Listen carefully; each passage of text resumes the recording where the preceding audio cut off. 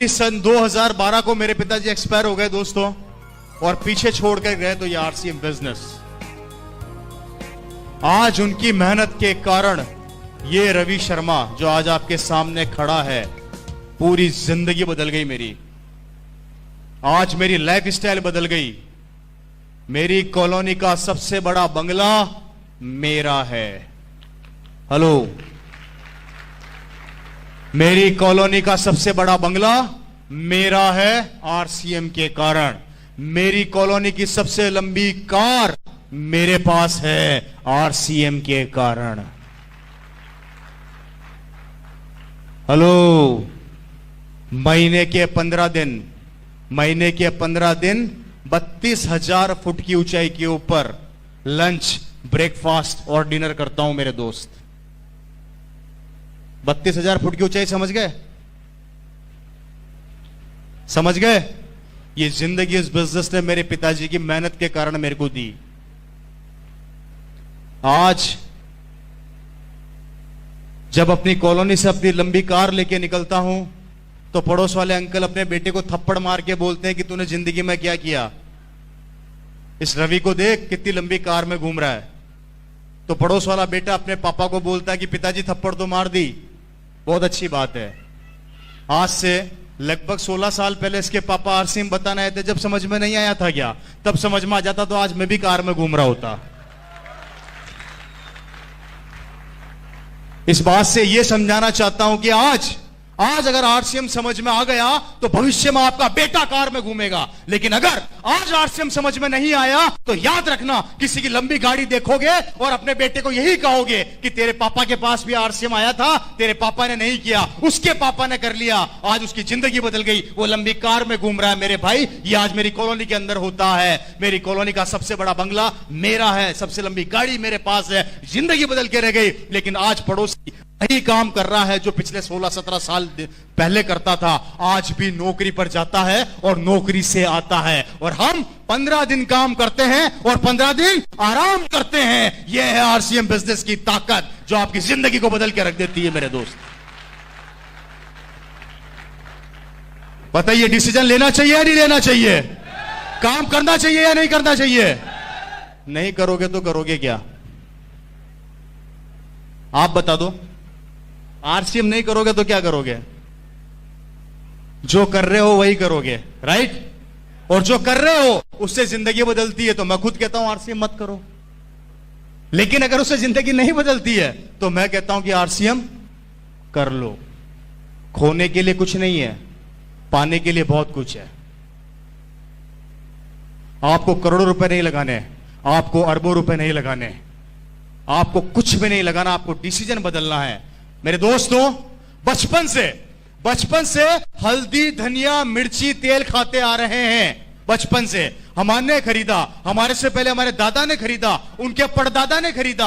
आज तक जो भी सामान खरीदते आ रहे हो, किसी न किसी को करोड़पति बनाते जा रहे हो। सही कह रहा हूं या गलत कह रहा हूं जी? कहां से लेके आते हो सामान? बाजार से। थोड़ी सी पिक्चर दिखाता हूं, थोड़ी सी ध्यान से देखिएगा। इसको आगे आ जाएगा एक बार, इसको आगे ले आइए। भैया, नींद तो नहीं आ रही है आप लोगों को? बात समझ में आ रही है कि नहीं आ रही है मेरी? हेलो, आपको इसका थोड़ा सा मार्केटिंग प्लान समझाने की कोशिश कर रहा हूं, ध्यान से देखिएगा। बड़ी प्यारी चीज है।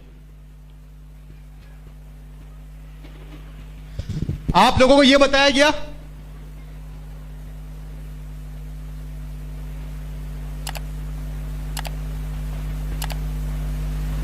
ऐसे बताते हैं हम लोग, यही बताते हैं जी।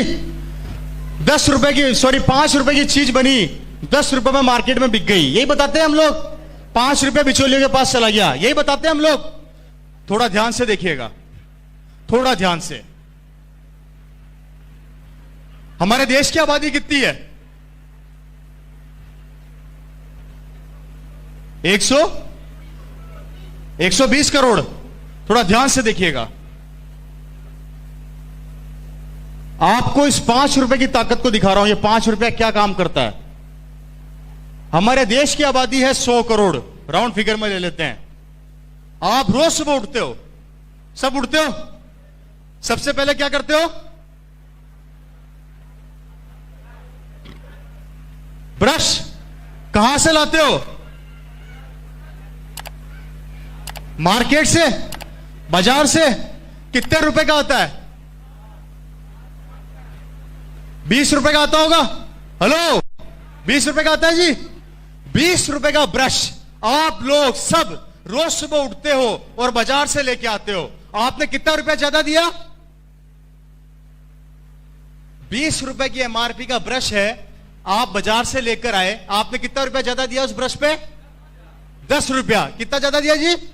10 रुपया। थोड़ा ध्यान से देखिएगा, आपने 10 रुपया ज्यादा दिया और 100 करोड़ की आबादी रोज सुबह ब्रश करती है। 100 करोड़ की आबादी इंटू 10 रुपया इज इक्वल टू 1000 करोड़ रुपया हमारी जेब से निकल गया।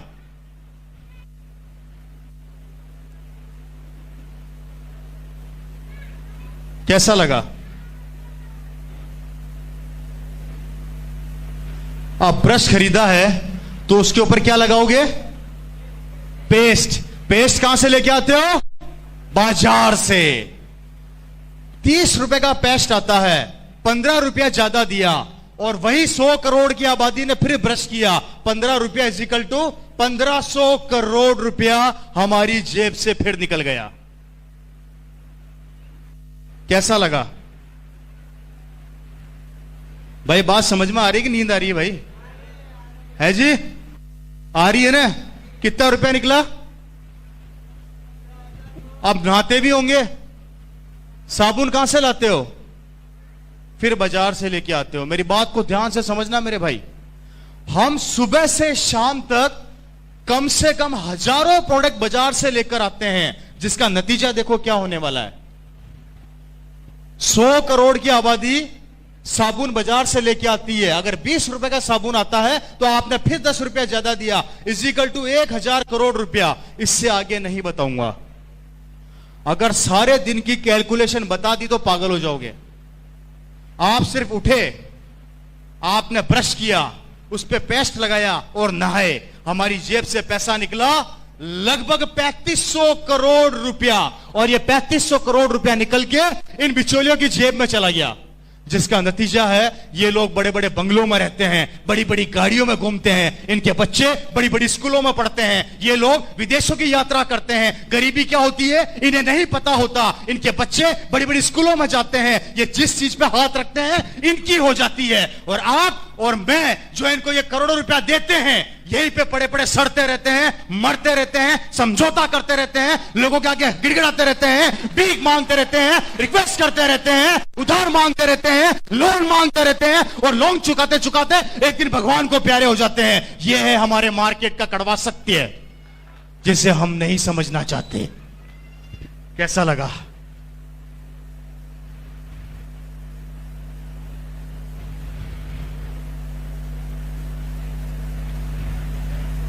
मुझे बताया गया था कि यहां के लोग भाषा नहीं समझते, कोई रिएक्शन आएगा नहीं, तो मतलब सही बात है क्या?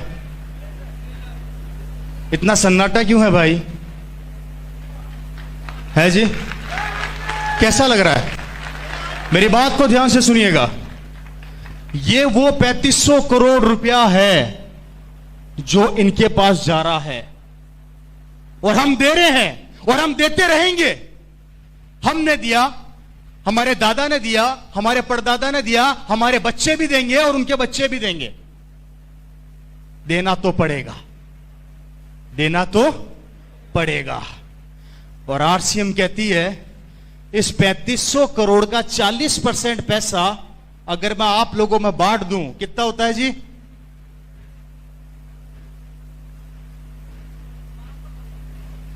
राउंड फिगर में ले लेते हैं 1200 करोड़ रुपया। ये 1200 करोड़ रुपया अगर आरसीएम हम लोगों में बांट देती है तो हमें कहा जाता है हम पागल बनाने आ गए हैं, और दुकान वालों को कहा जाता है कि वो पागल नहीं बना रहे हैं। अब दिमाग खुद लगा लो कि पागल कौन बना रहा है।